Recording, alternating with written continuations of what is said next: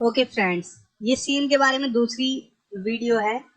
तो इसमें जानेंगे सीम्स प्लस टू हैव का प्रयोग। ओके, सीम या सीम्स प्लस टू हैव का प्रयोग, और इसके अलावा पास्ट और फ्यूचर में किस प्रकार से यूज करना है वो भी मैं इस वीडियो में बताऊंगा। तो देखते हैं यहाँ से। ऐसा लगता है कि तुम उससे मिलते हो। It seems that you meet him. It seems plus that plus ये क्या है? प्रेजेंट इंडेफिनिट टेंस है। Okay, subject plus verb plus object. Okay, देखिए जो यूज मैं आपको बताने के लिए ये वीडियो है वो देखिए। It plus seems plus that plus subject plus have plus verb की third form plus other words. ऐसा लगता है कि उसने अपना खाना खा लिया है। It seems that he has eaten his food. एक तो इस प्रकार से वाक्य बनता है। ये किस टेंस में है मैं आपको ये बता दूं। ये टेंस है प्रेजेंट परफेक्ट टेंस। ये जो सेंटेंस बना है ये ये प्रेजेंट परफेक्ट टेंस है। ओके, देखिए ये ऐसा ही सेम सेंटेंस बनाने के लिए हम इस प्रकार से स्ट्रक्चर रखते हैं। सब्जेक्ट प्लस सीम या seems plus to have plus verb की third form plus other words. ऐसा लगता है कि उसने अपना खाना खा लिया है। सेम सेंटेंस है देखिए, लेकिन ये इंग्लिश में चेंज हो गया है। He seems to have eaten his food. He के साथ हमने सीम्स का प्रयोग किया है। टू हैव, यहाँ पर टू हैज कभी नहीं आएगा। जो ये फॉर्मूला है टू हैव ही आएगा हर किसी के साथ, चाहे सिंगुलर हो चाहे प्लूरल हो। ओके, सब्जेक्ट से कोई मैटर नहीं है इसमें टू हैव ही आएगा। देखिए एक और। ऐसा लगता है कि उसने तुम्हें पीटा है। It seems he has beaten you. ये तो इस प्रकार से बन गया। ओके, और देखिए इस प्रकार से बना है ये। He seems to have beaten you.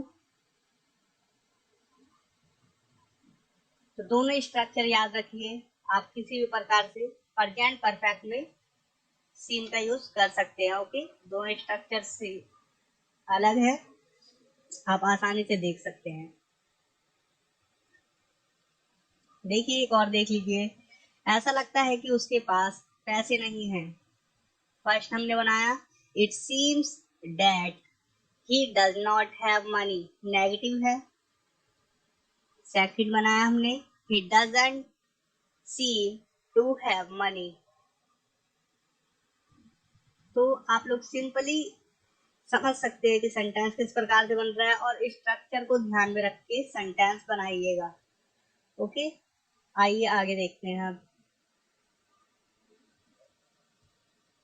अगर आपको पास्ट में बनाना हो तो it seemed plus that plus subject plus had plus verb की third form plus other words. तो ये पास्ट क्या है? पास्ट परफेक्ट की बात हो रही है यहाँ पर भी। ओके, देखिए ऐसा लग रहा था कि वह घर चला गया था। It seemed that he had gone home. ऐसा लग रहा था कि उसने पैसे दिए थे। It seemed that he had given money. ऐसा लग रहा था जैसे उसने पैसे दिए थे। It seemed like he had given money. तो हमने लाइक का यूज किया जैसे के लिए। ओके, डैट का यूज किया की के लिए। तो आप लाइक या डैट किसी का भी यूज कर सकते हैं according to your sentence. Okay, आप हिंदी में जैसे बोलना चाहे, जैसे उसने पैसे दिए थे, कि उसने पैसे दिए थे, इस प्रकार से आपकी मर्जी है। आप कुछ भी लगा सकते हैं लेकिन सेंटेंस गलत नहीं होगा। बस स्ट्रक्चर का ध्यान में रहे। आप डेट की जगह लाइक भी यूज कर सकते हैं। ओके, देखिए फ्यूचर की बात हो रही है यहाँ पर। ऐसा लगता है कि वह यह काम करेगा। It seems that he will do this work. ऐसा लगता है कि वह अब नहीं आएगा। It seems that he will not come tomorrow. Now, कल नहीं आएगा तो टुमारो होता, नाउ अब। ओके, ऐसा लग रहा था कि वह यह काम करेगा। देखिए ये पास्ट की बात हो रही है। ओके, ऐसा लग रहा था कि वह यह काम करेगा। यहाँ पर विल का यूज नहीं हुआ है, वुड का यूज हुआ है। तो देखिए, it seem that he would do this work. इस वाक्य से पता चलता है कि अतीत की बात है। ओके, कि जैसे कि आपसे कोई पूछे कि आपका दोस्त कहाँ पर है और आप कहते हैं वो खेल रहा होगा, तो आप फ्यूचर की बात नहीं कर रहे हैं। क्या पता आपने उसे पास्ट में देखा हो खेलते हुए, तो आप पास्ट की बात कर रहे हैं कि वो खेल रहा होगा, मैंने उसे देखा था खेलते हुए। ओके, इस प्रकार से। आइए थोड़ा अब इसका स्ट्रक्चर भी बताऊं क्या आपको। देखिए ये तो चेंज होगा ही नहीं। इट सीम्स, ओके, अगर पास्ट की बात होगी तो चेंज होगा, इट सीम्ड हो जाएगा। लेकिन फ्यूचर या प्रेजेंट की बात होगी तो ये चेंज नहीं होगा, इट सीम दैट ही रहेगा। Okay, it seems that. Okay, यहां से आ जाते हैं सब्जेक्ट। विल का यूज करे, शैल का यूज ना करे। ओके, सिंपल समझ में आएगा आपको। वर्ब की फर्स्ट फॉर्म, फिर अदर वर्ड। क्लियर है? यहाँ पर भी ये तो आएगा ही, जैसा कि मैंने बताया आपको, ये तो आएगा ही आएगा। इट सीम्स दैट, ये याद में ही रख लीजिए। सब्जेक्ट विल नॉट नेगेटिव है। Okay, verb other word. तो ये आपको समझ में आ गया। देखिए क्लियर करते हैं थोड़ा। Present indefinite, it seems plus that plus subject plus verb की first form plus other words. ऐसा लगता है कि आप उसे पसंद करते हैं। It seems that you like him. ऐसा लगता है कि आप उससे बात करना चाहते हैं।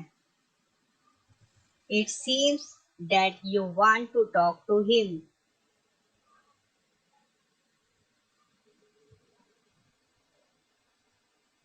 It seems that you are bathing. ऐसा लगता है कि आप स्नान कर रहे हैं।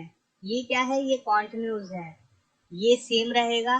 जैसा कि मैंने अभी तक बताया आपको, ये सेम ही रहेगा फ्यूचर में। और फ्यूचर के सेंटेंसेस में और प्रेजेंट के सेंटेंसेस में ये सेम रहेगा, बस पास्ट में ये सेम हो जाएगा। ओके, देखिए you are bedding means subject is M are.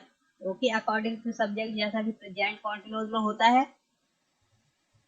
उसके बाद वर्ब की फोर्थ फॉर्म, मतलब कि फर्स्ट फॉर्म में आईएनजी जोड़ के। ओके, देखिए past, it seemed that she was dancing. ऐसा लग रहा था कि वह नाच रही थी। ये सेम रहेगा पास्ट में, it seemed that. Okay, subject was या वर अकॉर्डिंग टू सब्जेक्ट। उसके बाद वर्ब की फोर्थ फॉर्म मीन्स वर्ब की फर्स्ट फॉर्म में आईएनजी। क्योंकि काफी व्यूअर्स को पता नहीं होता कि वर्ब की फोर्थ फॉर्म क्या होती है। वो मुझे कमेंट भी करते हैं उल्टा कि सर वर्ब की फोर्थ फॉर्म नहीं होती है। तो मैं उनको बताना चाहता हूँ कि वर्ब की फोर्थ फॉर्म में जब आईएनजी लग जाता है, उसे काफी लोग नहीं जानते हैं, एडवांस लेवल के लोग जानते हैं। ओके,